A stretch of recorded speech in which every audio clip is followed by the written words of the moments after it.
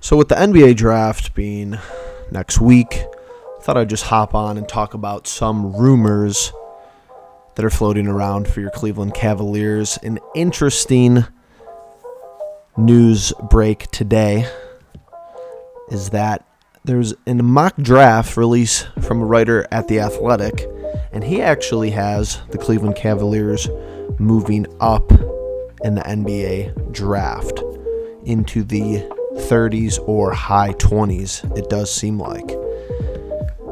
Now, I'm not too certain what sense this makes. Even though I really haven't looked at a lot of the prospects, I do understand this is a wing-heavy draft. There is a good depth of wing position players, which is good because that's pretty much one of the glaring holes that the Cleveland Cavaliers need to fill. Us as fans pretty much have figured that out just watching them the past couple of seasons, especially last year. But if you look at this mock draft from The Athletic, he does have us picking at 49 still. This is a pick from Golden State. He has us selecting Keontae Johnson, a 6'5" wing from Kansas State, but he does say look out for some teams who could potentially move up in the draft. The teams he names are the Phoenix Suns, the Milwaukee Bucks, and our Cleveland Cavaliers. Once again, I do not understand why we would do this. I get that you do not have a lot of wiggle room because we did trade a lot of assets to get Donovan Mitchell. We don't really have a whole lot of assets to move on the roster at this current point in time. Maybe you could argue Caris LeVert. Maybe you could argue Isaac Okoro.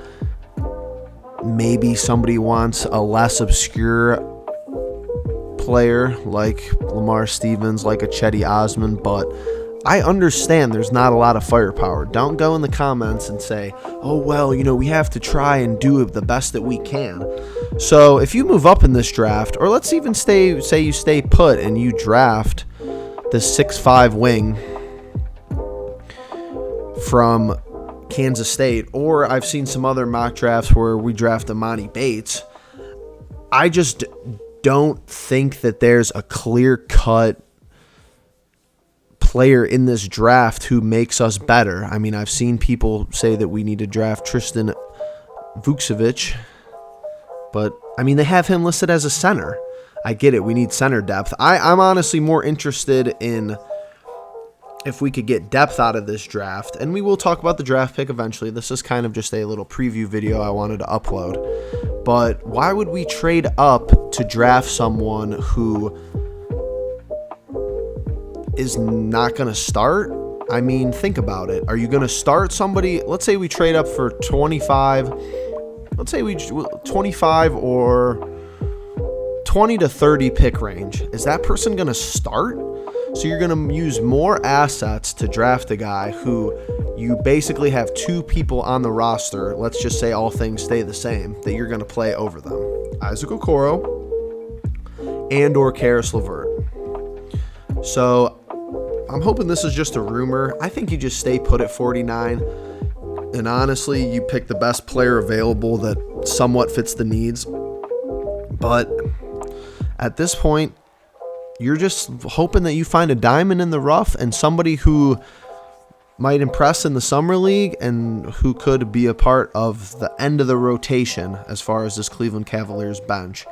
But I'm not seeing the whole go out and let's move up to pick 25, pick 20 because we really like somebody. If you really like them, then you're going to have to play them. So I think this is just a rumor. I'm hoping it's a rumor. I get that teams would like to move up maybe if they see a position of need that is a wing, because it's a wing-dominant league. I mean, honestly, it has been for a couple of years. We found that out the hard way, not being able to really get to where we wanted to go as far as this last season. I know we made the playoffs.